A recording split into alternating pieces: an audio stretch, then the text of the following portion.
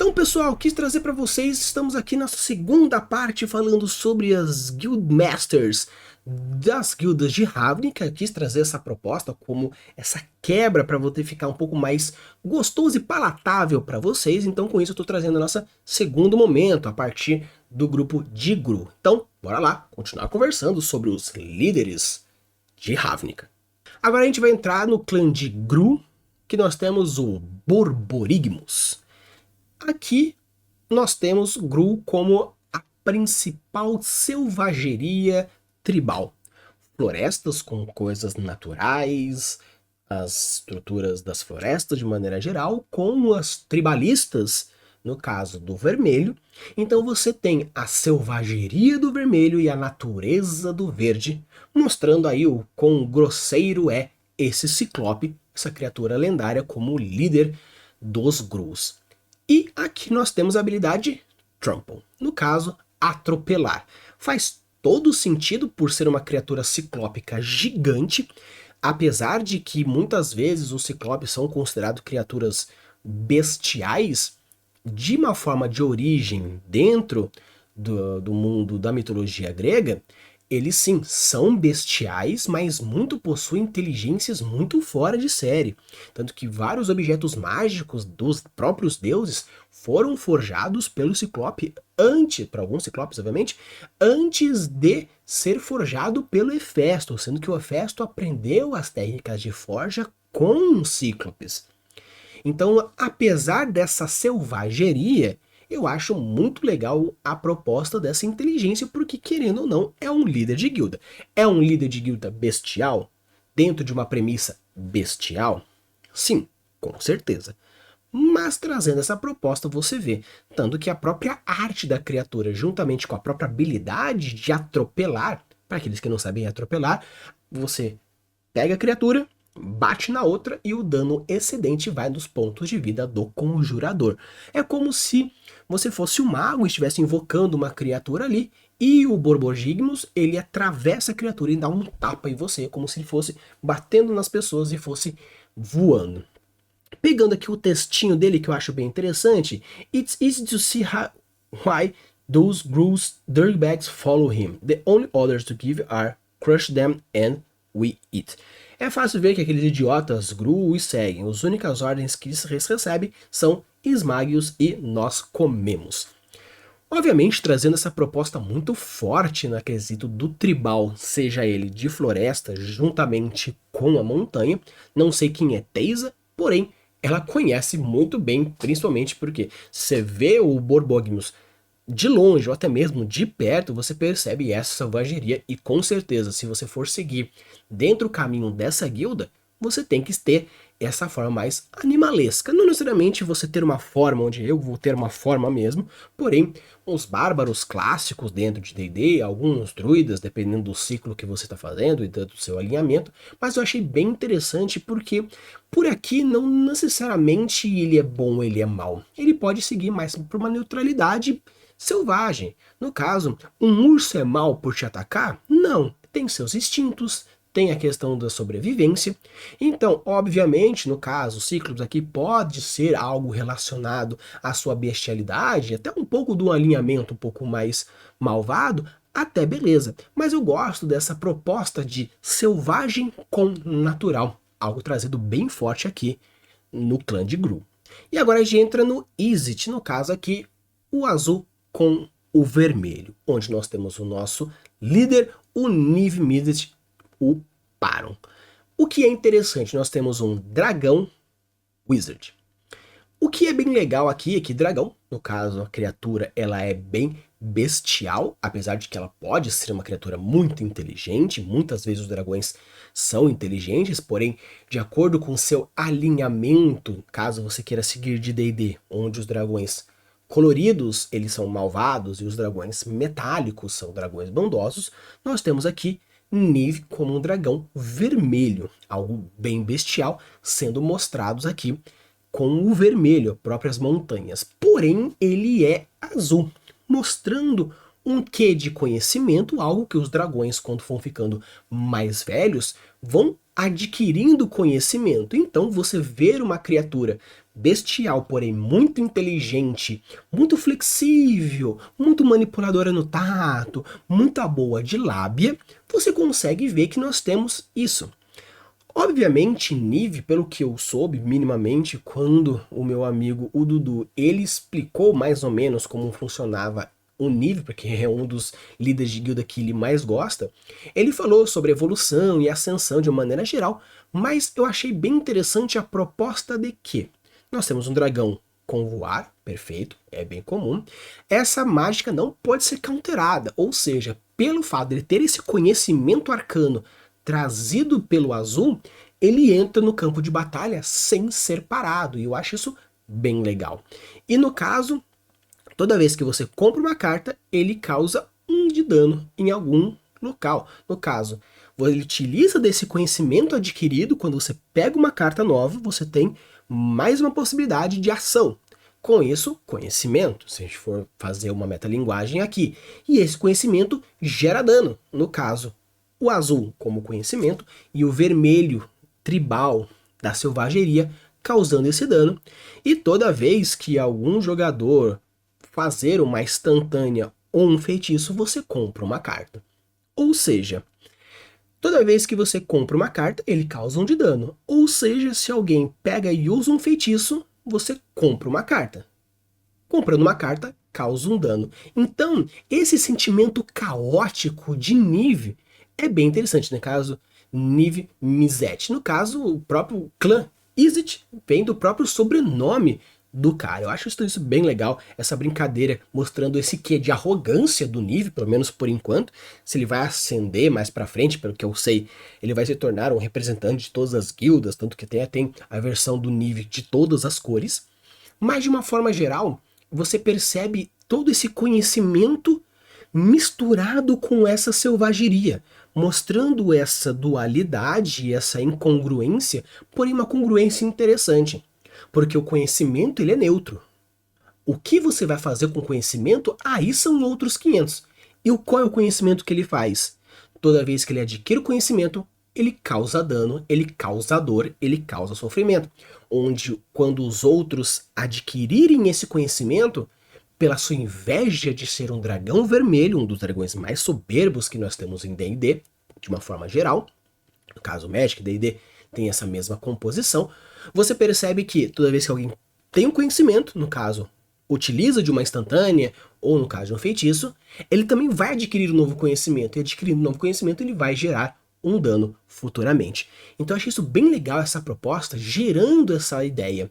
E no caso aqui, mantenho, no caso é a mesma coisa, a mesma arte, só que eu quis trazer para vocês aqui essa mesma proposta, onde você vê que toda vez que compra uma carta causa 1 de dano, e toda vez que conjura uma mágica você compra uma carta, gerando esse mini combo. Mas você percebe em toda essa composição deste dragão, mostrando agora, até mesmo nessa carta Borderlands, no caso sem borda, né, a arte expandida, você vê que tem essa premissa, e ele é gigante, no caso. Talvez a guilda dele, ele não fique dentro do próprio prédio, ele tenha que ficar ou nas montanhas ou em algum lugar, mas de uma forma geral, caso ele não tenha uma forma humanoide, às vezes os dragões têm a sua forma humanoide, como elfo, como anão, muito comum isso também, os dragões terem formas humanoides, porém, no caso dele ser meio que tribal, meio que selvagem, acredito que não tenha muito essa forma humanoide, porém, de uma forma geral, brincando com esse vermelho e azul do conhecimento, da raiva, do ódio, que traz esse vermelho, eu acho isso bem legal, e essa proposta bem interessante de Izzet, no caso, o clã de Nive. Agora a gente entra dentro do branco e do preto, no caso, Orzhov, onde nós temos o Obzed, o Ghost Covil, no caso, Conselho Fantasmagórico, ou Conselho de Fantasmas. Tanto que quando eu falei de Orzhov, lá no Clãs de Ravnica, eu falei bastante sobre essa ideia de clérigos e de anjos e demônios e vampiros, só que eu esqueci de falar dos espíritos, algo que você vê claramente aqui também. Tanto que no vídeo que eu fiz, o Dudu veio falar comigo depois no privado, Rafa, você esqueceu dos espíritos, meu Deus. Falei, pô Dudu, esqueci mesmo. Mas de uma forma geral é bem interessante porque essa longevidade vampírica, nobre de uma maneira geral, do branco, do preto, criando esse contraste muito forte, tanto de ganho de vida, mas no caso a vida eterna para consigo mesmo, e essa ideia da imortalidade profana que o preto traz. No caso, um conselho de fantasmas serem os líderes, no caso, o próprio Obesidade, não sei se eles meio que são, nós somos um, no caso, o nome da criatura formando isso, ou o nome do conselho é de Obesidade, não sei dizer. Porém, de uma forma geral, eu achei bem legal essa proposta, onde nós temos o que a criatura espírito como o principal elemento. E novamente, entrando no perfil da estrutura da carta, você vê que quando o Conselho de Fantasmas entra no campo de batalha, o oponente perde 2 de vida e você ganha 2 de vida. No caso, você está sugando energia vital, onde você suga energia vital através do preto e você ganha a partir do branco. Então essa brincadeira de tirar a essência, porque fantasmas de uma maneira geral são criaturas, no caso seres, que possuem incumbências não resolvidas no plano terreno, onde ele às vezes esse ponto de incumbência seja não querer morrer. Então perder vida, no caso, tirar vida de alguém para colocar vida neles, como se eles quisessem trazer de volta a sua própria existência como um ser carnal, é bem interessante, é uma proposta a partir de, mesmo sendo meio que batida, é bem comum e é bem forte. E seguindo aqui, que no começo da sua etapa final, você pode exilar o Obsidade, caso você pode exilar essa carta.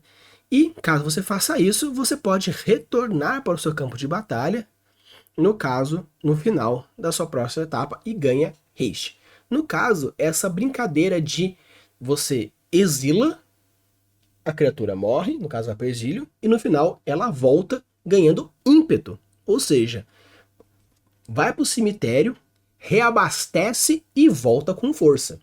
E quando ela entra no campo de batalha, o oponente perde 2 e você ganha 2. Então você põe a criatura, no final do seu turno ela vai para o exílio, no começo do seu turno ela volta, você ganha novamente 2 pontos de vida, o outro perde 2 pontos de vida, e você já pode bater nesse turno, porque no caso você está colocando em campo essa criatura. É como se esses conselheiros, eles realmente fossem ao cemitério, absorvessem essa energia, não cemitério, no caso do exílio, mas é como se eles saíssem do campo, energizando da energia do mundo, no caso externo, para conseguir causar mais dano, para conseguir causar mais essa ideia.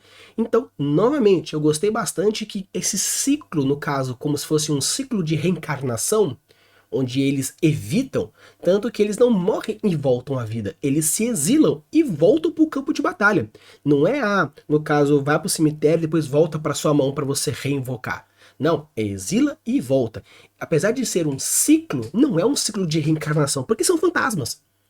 Então, além desse pequeníssimo detalhe, faz uma diferença. Por quê? Para considerar o Magic, quando você invoca da mão, é meio como se a criatura estivesse sendo invocada.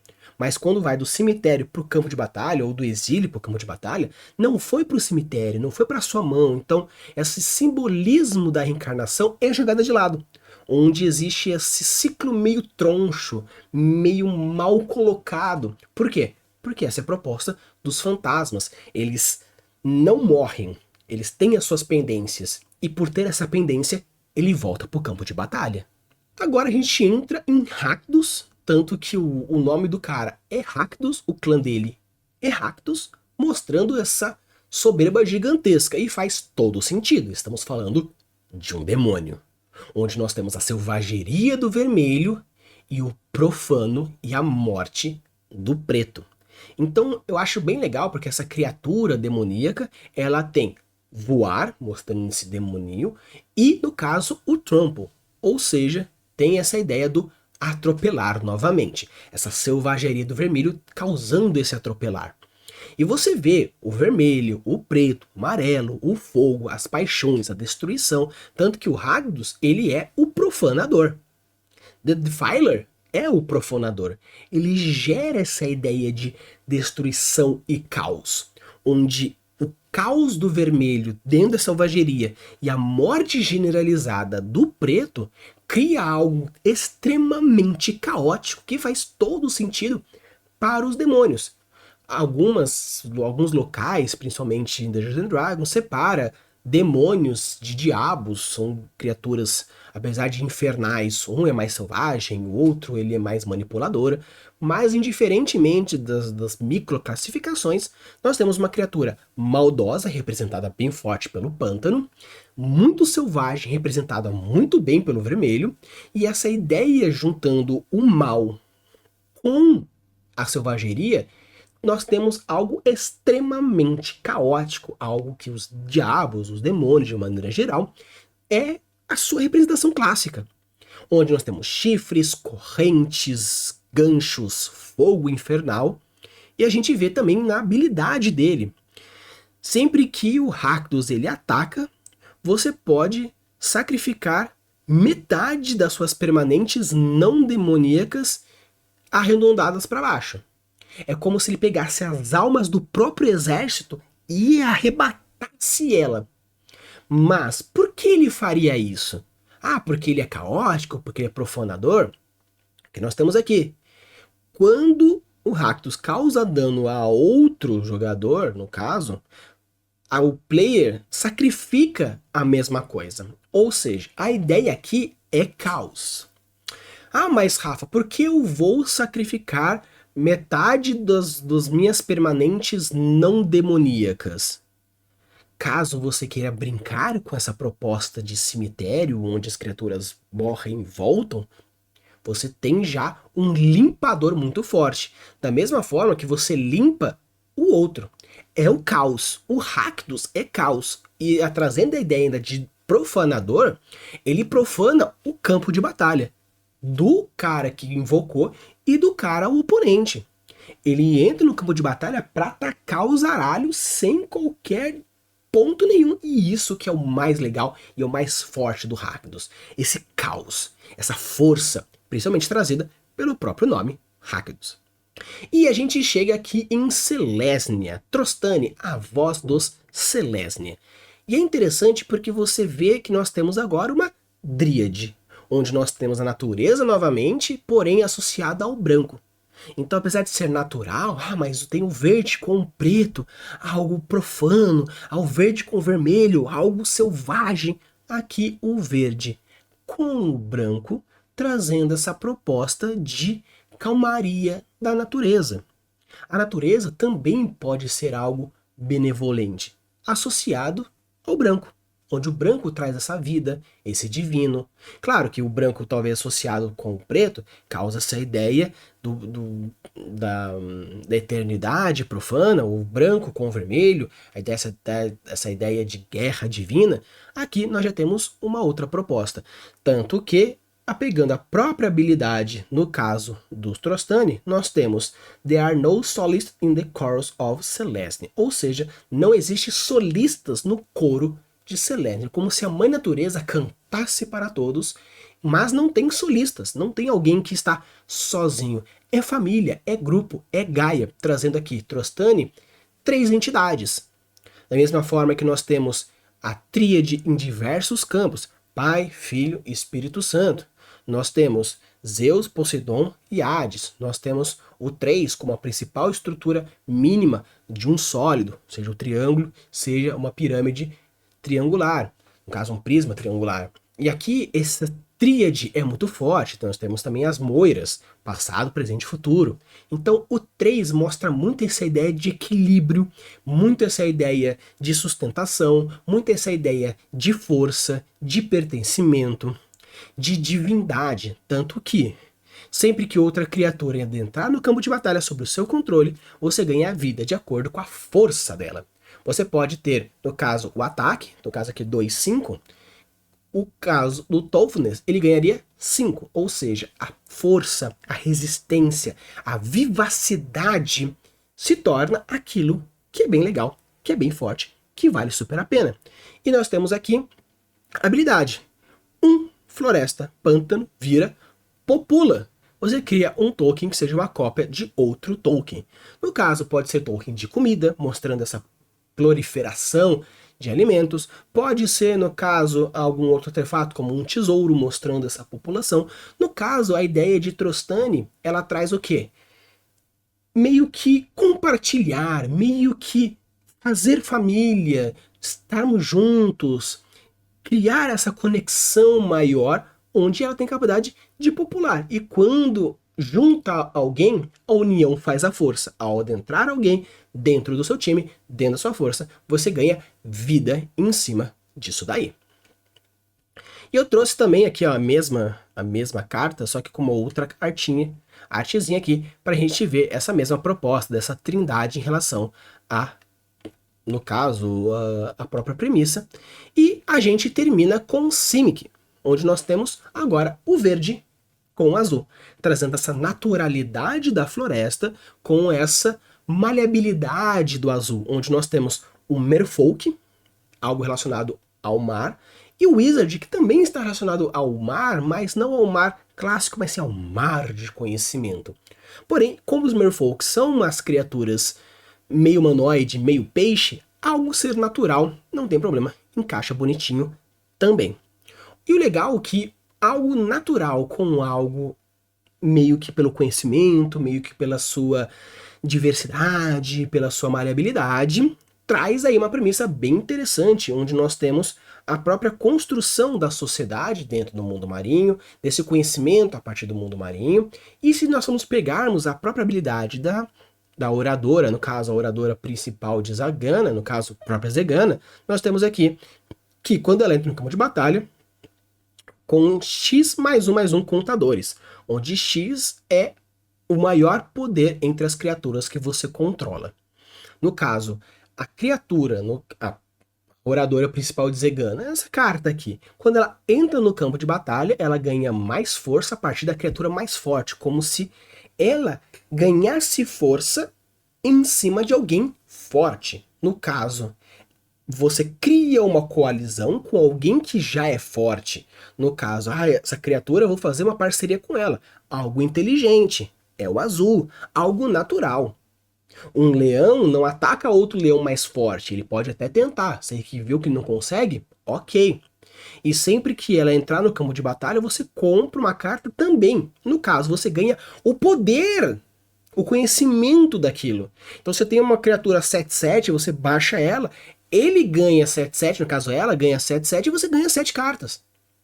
Por quê? Porque você vai ter essa amabilidade, essa força da união, da floresta, esse grupo que tem vários elfos, vários bichos, a mãe natureza, juntamente um cardume, caso você queira considerar como um merfolk, os tritões, juntamente com o azul, criando todo esse conhecimento, novamente você vê essa possibilidade, essa ideia de construção de história fazendo todo sentido. Até que aqui, trazendo uma outra arte, que é só para trazer essa variedade dentro dessa carta, que não tem bordinha, mas eu achei bem legal. Então, é interessante você ver toda essa relação que existe entre a lore, entre a habilidade e entre o próprio conceito.